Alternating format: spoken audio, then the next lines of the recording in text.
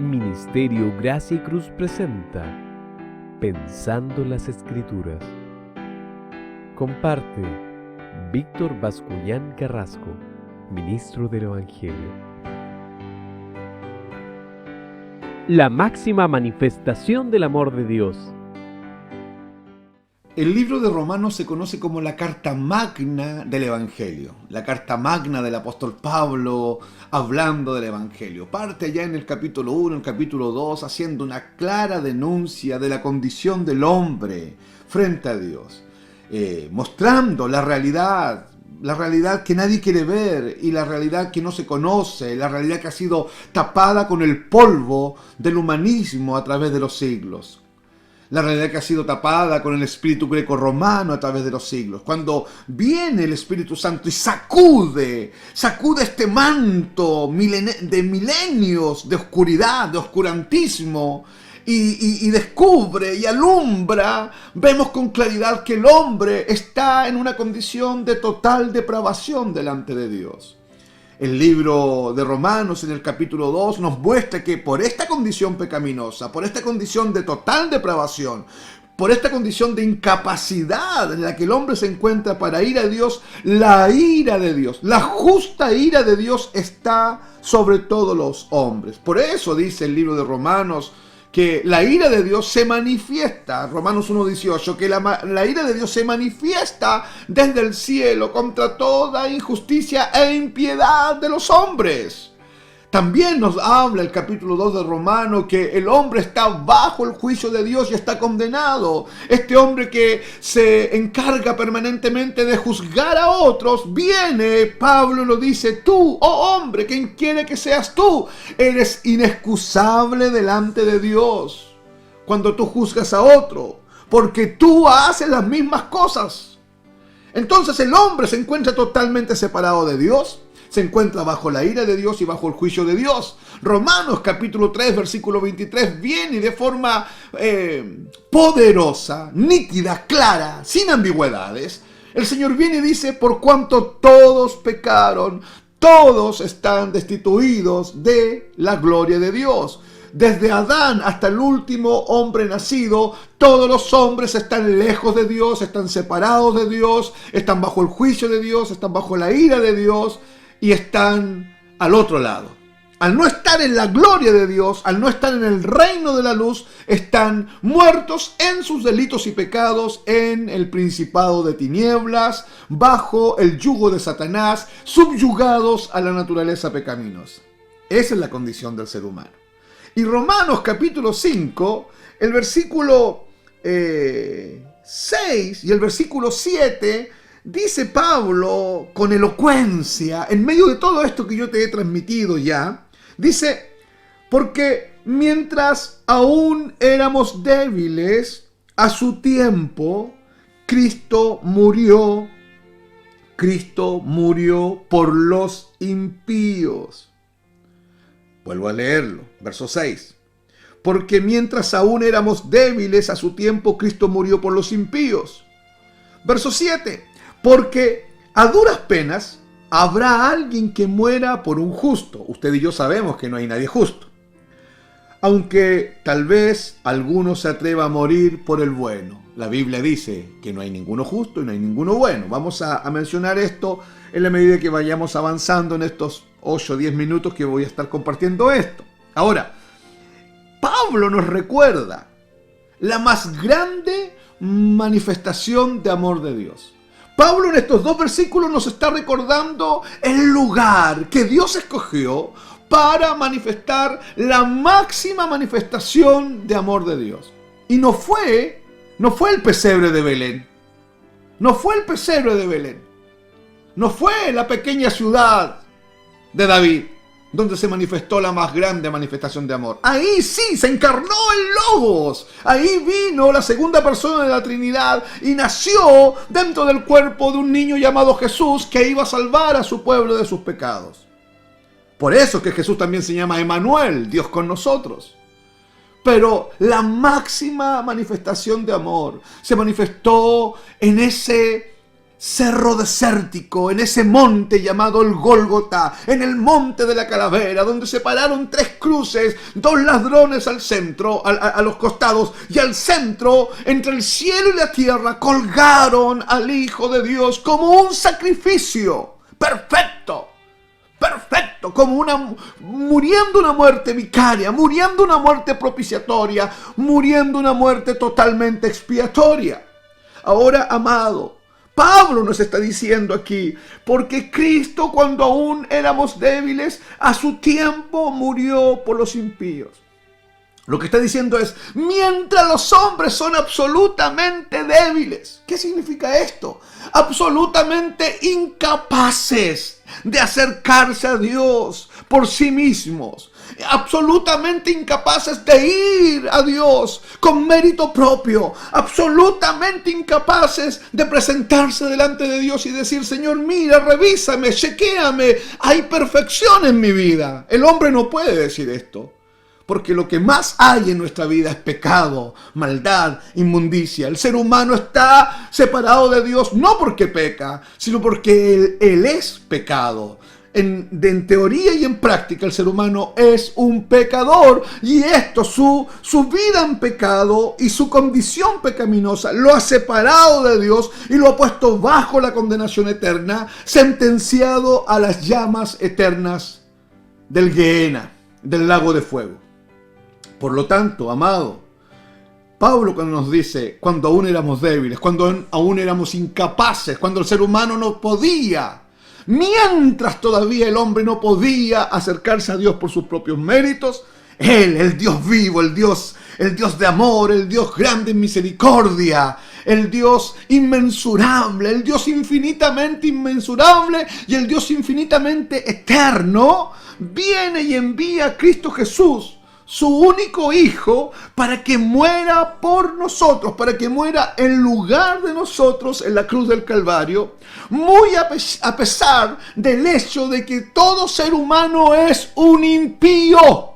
Todo ser humano es un pecador, todo ser humano es un delincuente, todo ser humano está separado de Dios. Y muy a pesar de eso, aun que cuando el ser humano tiene esa condición delante de Dios, el Padre envía a su Hijo a morir por nosotros.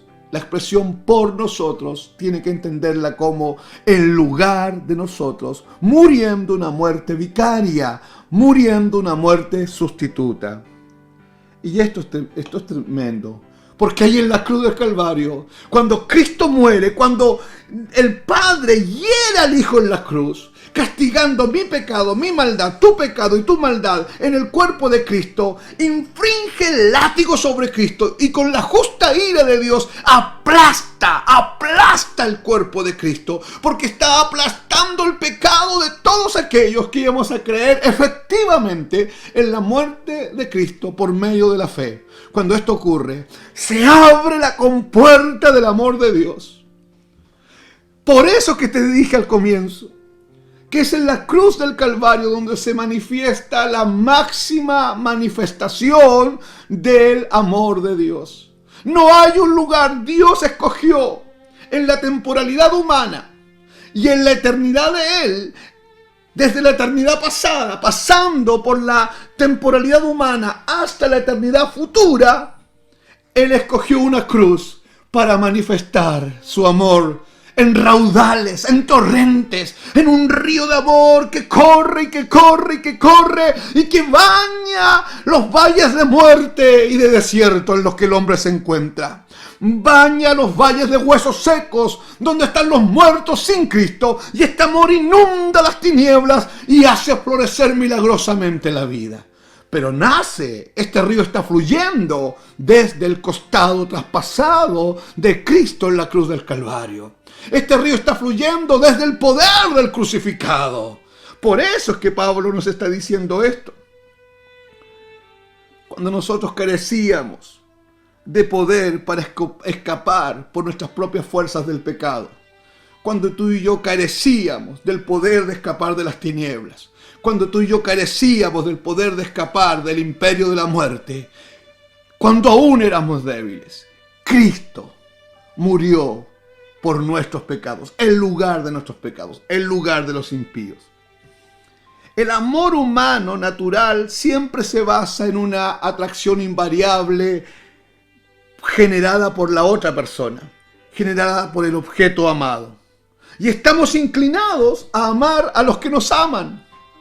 Por eso es que el amor humano es natural, es limitado, es circunstancial, es egoísta, es egocéntrico y no tiene nada que ver con este amor que se derramó en la cruz. Un amor espiritual, un amor sobrenatural, un amor ilimitado, un amor que trasciende a toda circunstancia. Sigo leyendo el texto, porque esta demostración suprema del amor de Dios se ha hecho por gente impía, se ha hecho por gente perdida, se ha hecho por gente que no merece ser amada por Dios. Entienda, el ser humano no merece ser amado por Dios. Dios no tiene ninguna obligación ni de amarnos, ni de salvarnos, ni de llevarnos al cielo. Si Dios ahora dice, no voy a tomar a toda esta raza humana y lanzarla al infierno, Él sería totalmente justo en hacerlo porque el hombre es un pecador. Yo merezco el infierno y mereceré el infierno toda la eternidad. Pero es la muerte de Cristo en la cruz del Calvario que ha cambiado mi eternidad para siempre. Ahora, el texto, el versículo 7 dice, porque a duras penas habrá alguien que muera por un justo, aunque tal vez alguno se atreva o osara morir por el bueno. Pablo lo que nos está diciendo es que él nos quiere mostrar que no es común que una persona sacrifique su propia vida a fin de salvar la vida de alguien más, aun cuando tenga un carácter muy loable en medio de todos, porque hombres justos y hombres buenos no hay, dice la Biblia. Pero eso es lo que Pablo nos está planteando. Si alguien, es muy difícil, dice, que alguien muera por otro que tenga cierta alabanza de sus pares. Es muy difícil que esto ocurra. Mucho menos habría personas que van a estar dispuestas a dar su vida para salvar a una persona cuando se trata de un villano perverso. Y el ser humano, querido hermano, querido amigo y querido hermana que está oyendo, el ser humano, según la Biblia, es un villano perverso. Romanos capítulo 3, versículo 10 dice, no hay justo ni aun uno. No hay quien entienda. No hay quien haga lo bueno, ni siquiera uno. Todos se desviaron. A una se hicieron inútiles. Sepulcro abierto a su garganta. Con su lengua engañan. Veneno de áspides hay debajo de sus labios. Son venenosos, en otras palabras. No conocieron camino de paz. Sus pies se apresuran para derramar sangre. Y no hay temor de Dios delante de sus ojos. Es terrible. Isaías capítulo 1 del versículo 4 al 6 dice que el hombre en sí mismo, en él no tiene nada bueno, que de la cabeza a los pies es una llaga podrida, que sus heridas no están curadas ni vendadas con aceite, que somos hijos de ira, hijos depravados, lo mismo que todos los demás. Esto es lo que Dios piensa de nosotros. Y aún así, Cristo viene y muere una muerte vicaria. Y manifiesta, como en ninguna otra parte, como en ningún otro lugar, ahí en el Gólgota, ahí en esa sencilla cruz, al morir, al derramar su sangre, al derramar su vida, su amor es derramado, cual río torrentoso que fluye para sanar y para dar vida. No te equivoques. La única forma que tenemos para amar como Cristo amó mientras moría es enfrentarnos al poder de la cruz. Porque es en la cruz donde se manifestó la máxima manifestación del amor de Dios. Es en la cruz donde se reveló la máxima manifestación del amor de Dios. Para eso tú y yo entonces tenemos que estar muertos con Cristo en la cruz, crucificados con Cristo en la cruz, agonizando con Cristo en la cruz, muriendo con Cristo en la cruz, para que el mismo amor con que Cristo perdonaba a los que lo estaban crucificando pueda fluir sobrenaturalmente dentro de nosotros.